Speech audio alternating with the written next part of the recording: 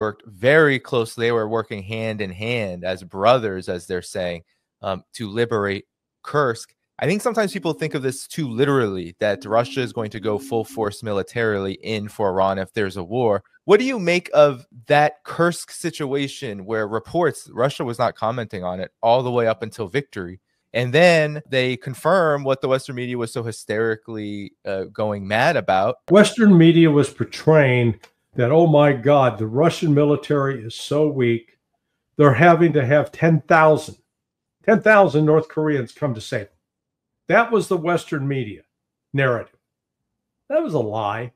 What this was Kim wanted to get one of his boys to get their feet wet, and asked Putin if he could send 800 troops to fight in Kursk, and they were embedded along with under Russian leadership. And the Russians, they were, on the one hand, they said, "Yeah, boy, these were some really very courageous fighters, man. They were fearless."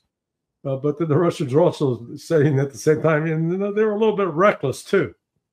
So, they got some good experience, but it was not a critical element that Russia needed.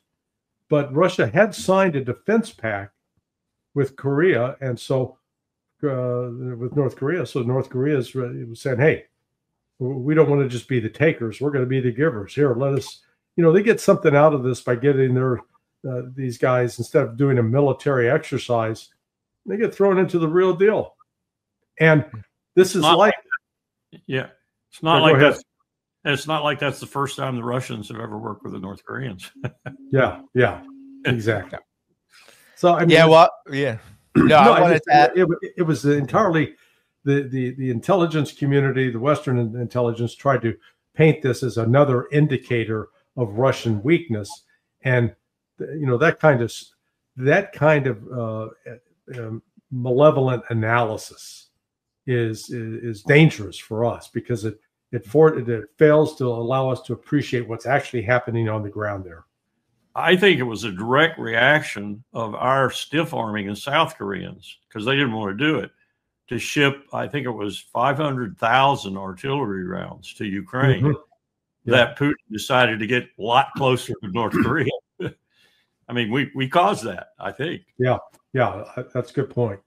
I wanted to ask the implications for these emerging. I know Russia doesn't want to say it. I know Iran doesn't want to say it. I know a lot of the countries emerging in the multipolar world don't want to say military alliances. But given that there is this threat of war with Iran, as you have talked about, maybe we can turn to you, Colonel Wilkerson. What does Korea, DPRK, North Korea, and Russia's working together in Kursk, does it send a message that a similar kind of cooperation could be in the cards if there was to be a war against Iran, given how deeply these two countries now are getting closer together? I think Larry's right.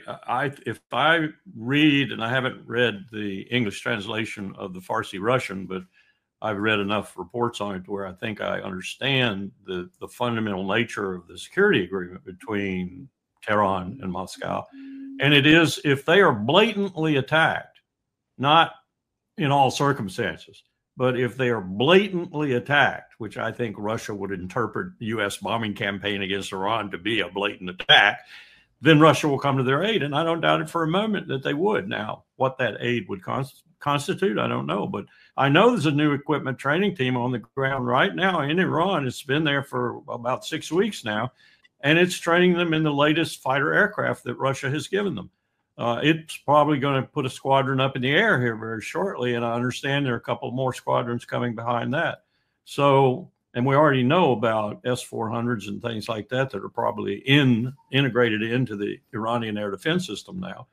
So I don't doubt for a moment that Larry's right, that they would probably come to some sort of assistance if it were a blatant attack, which an attack by us would certainly be. Yeah, when you look at that agreement, there are 47 articles, and I think it's Article 5, ironically, of that agreement, which the Russians basically, it's not a, if somebody attacks you, we're going to attack them.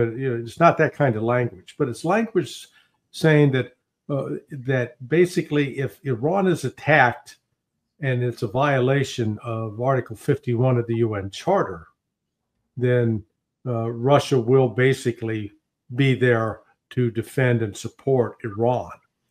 That entire agreement talks about intelligence cooperation, talks about further defense cooperation in both manufacturing of weapons as well as military exercises, talks about intelligence sharing, it talks about diplomatic interactions, it talks about building up the nuclear industry in Iran.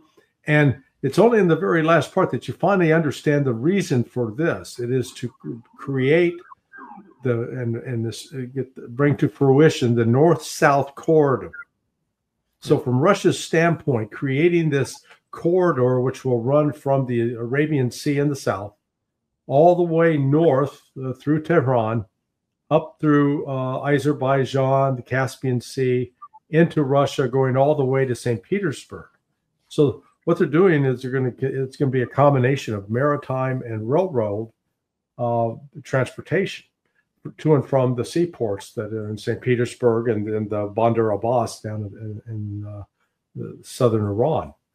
And so this is where Russia is looking at this strategically, not just right now, but down the road, because apart from its access to the Pacific Ocean, if Russia wants to get into the Mediterranean or into the North Atlantic, it has to right now go through choke points that can be pretty easily shut down or create a real challenge strategically for Russia.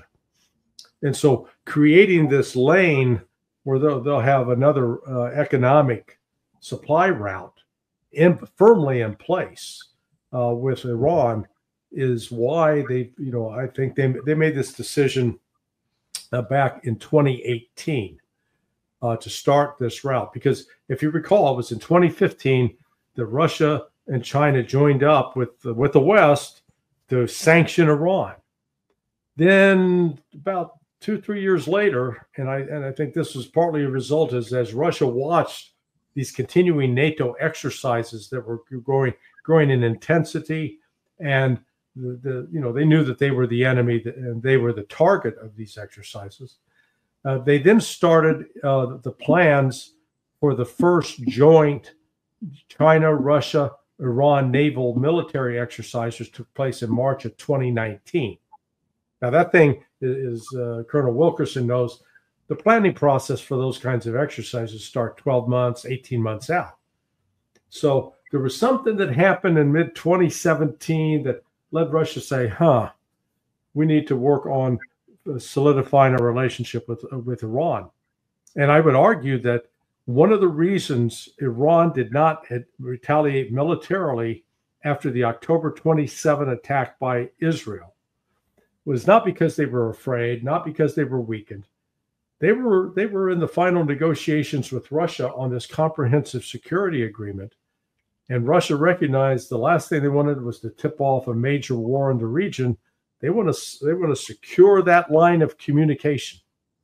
And I think the Russian and Chinese are thinking about this strategically, and the West, we're looking at belly button fuzz. That is the MSR from World War II. Murmansk was only slightly in tonnage and throughput more of a logistics hub for the Soviet Union during World War II as this route.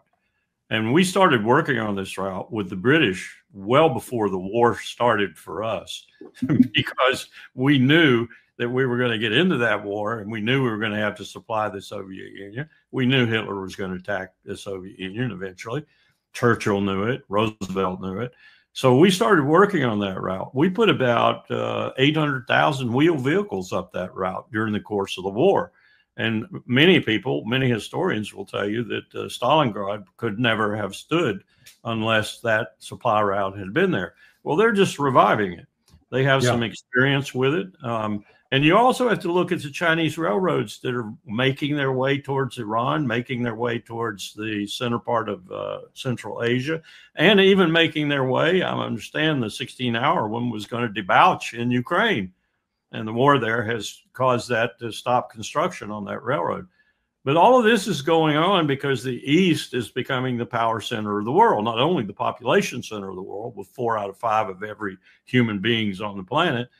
We have 1 out of 5, if you will, in our hemisphere. And you can throw lots of things into that if you want to, but it's still about 4 to 1 in terms of population. And that's an old route that is going to save them a lot of time at sea, a lot of money, consequently, because sea passage is more expensive than land passage. And it's a game changer. This is what a lot of the great game was about towards the end of many of the old Eastern empires and the beginning of the Russian, the French, the Spanish, and the British. And the British and the Russians actually contested this for a long time. The Russians wanted to do, as Larry said, they want to get down there to the end of the Persian Gulf, but the British had a block there, and the Russians couldn't get down there. So this has been a contest for a long time, and now they're winning it. You know, many people believe that it's Israel that is dragging the United States, you know, back into Gaza, more aggressive toward Iran. And it was Trump that had to get into the peace talks, not the peace talks, the nuclear talks with Iran. But you have Israel begging, demanding strikes. But of course, with Yemen, with Iran, with Gaza, and the entire region, you do have this situation where there are many people who believe Israel is the one who is kind of dictating all of this. Colonel Wilkerson, what do you have to say to this? Because you've been very vocal about war games against Iran and about why the U.S. is actually continuing, even under Trump, who promised peace, even a ceasefire in Gaza before he came in. So what do you make of the purpose of all of the explosion of warfare that's gone on there? And of course, these Iran talks, which there's optimism, but also there's Michael Anton and neocons also chomping at the bits to potentially sabotage them. Yeah, I think that's one of the reasons that there's so much turmoil around Pete Hegseth right now, the Secretary of Defense, because there are so many different people who want him gone. But one of the most powerful elements, composed of both uniformed military and civilians, and particularly some, I would put probably Mike Waltz, the National Security Advisor, in this category, maybe even Marco Rubio, who don't like the fact that Hegseth has sided with Trump, apparently, with regard to a war with Iran, and therefore not sided with Bibi Netanyahu and not sided with them who want a war. And this goes all the way to the Central Command, Unified Command Commander, too, who wants the war. He, after all, met with the Israeli Defense Force and with, I'm told, with Netanyahu, too.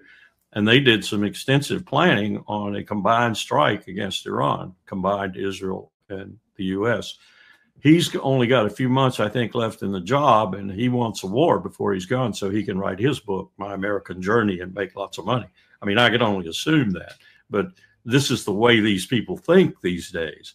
So that's mitigating, not mitigating, but militating against Witkoff and Trump, who I think genuinely, and Trump has empowered Witkoff. We've seen this because Waltz came out between the first meeting in Muscat and the second meeting and said Witkoff essentially denied that Witkoff had been right, that Iran had to completely disarm in one of the most dangerous regions of the world, if you will.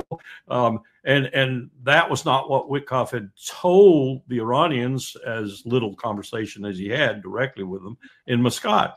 And therefore he was wrong. Well, Trump apparently backed Witkoff, and Witkoff went back and said the same thing again in Muscat and even made more impression on his interlocutors from Iran. And now we're moving down that path. So it looks to me like Trump is backing Witkoff, but lots of other people in the government don't like what he's doing. Hegseth has had a problem because he's more or less going along with that, at least in the public domain, he's going along with it. Don't know how he feels privately, but he's going along with it in terms of the president, which the Secretary of Defense should be doing. I mean, after all, they're the two people who command the military. So I think we've got a possible chance here that Trump might be, not lying on this one, that he really is empowering Witkoff to effect a deal, which will be principally a deal of verification, just like the JCPOA was. And as people have said, I think Larry said this when my internet went out, you know, the Russians will do as the Russians had said they would do before. They will take the uranium that's enriched amongst above 3.7% or whatever it is. And if Iran needs some for medical purposes or whatever, they'll give it to them. But this is workable. This is with the IAEA helping. It's workable. And I think Trump wants this and not a war. But this is going to be a huge bone of contention within his administration, as we're seeing now. If there is a war, it's just be absolutely catastrophic. But Larry, please jump in. Well, we can't rule out Iran trying, something in desperation to attack Iran. But the attack. Sorry, did you mean Israel? I mean Israel to attack Iran. That it would end badly for Israel. I am troubled by assumptions that people in the Trump administration are making, that people in Israel are making. And the number one assumption is that they destroyed Iran's air defense system and inflicted serious damage on Iran on that October 27th raid. They did not. Yeah. And yet, that's what they're telling themselves. That they did. Oh, yeah, we did. Since then, Iran has now deployed an over the 2,300 kilometer over the horizon radar, which means they can see everything into Israel now. So there's no chance of a surprise attack or a stealth attack, and that also sweeps down towards in the direction of Diego Garcia. So Iran is much stronger, better positioned, both militarily and diplomatically, because the agreement with Russia went into effect on January 17th. And, I think Russia determined the timing of the signing 3 days before Donald Trump took the oath of office as a deliberate sign. We're here, we're backing them, they're part of us. Now, as Colonel Wilkerson correctly noted, this is the deal. Just wait. This is low-hanging fruit. This is an easy deal. Iran will happily agree to 3.6%, keeping its peaceful nuclear energy program going in exchange for lifting the economic sanctions. No problem. They'll do that. And they'll allow inspections. Let the IAEA put whatever group of inspectors you want, come in, look. We're going to show you that you can be confident of that. Well, if Trump doesn't take that deal, then the man is a certifiable moron. Because if he succumbs to the Zionist objections, and Bibi Netanyahu's going to scream and howl, all of the Zionist crazies will be enraged. You've got elements within the U.S. government that will want to try to bomb, join Israel in an attack, or even encourage Israel do the attack. And once Iran's responding, then we'll join in with you. But if Trump takes this, and this is now the fourth week of talks. It started 3 weeks ago, and I was always saying, I was always waiting and watching. If they come out of that meeting, questioning each other's mother's sexuality, then we got problems. But that didn't happen. Each time they came out and reported productive talks. And then even as when Witkoff did his, volte-face, first said, oh, yeah, just enrichment. Then, no, missiles and all this other stuff. I thought, well, that's going to blow it up. But I guess he went back into the talks, and that didn't come up again. Yep. So the key player in this that I don't think has gotten a lot of attention is Russia, because Russia with Witkoff is giving them assurance. So we can guarantee Donald Trump that they will never build a nuke. We'll make sure of it, and we'll help you get the inspections. Trump needs to win because he's getting his ass kicked on tariffs in China. The Houthis are whooping up on him in the Red Sea. And Russia's crushing it in Ukraine. So, man, he gets this. He can say, hey, my first 100 days, I got a nuclear deal with Iran. That'd be the smart thing to do. I can't tell you with any certainty that he would want to be that smart. The other thing we forget, Larry doesn't, I know, but Russia was a part of the Perm 5+1 in the JCPOA.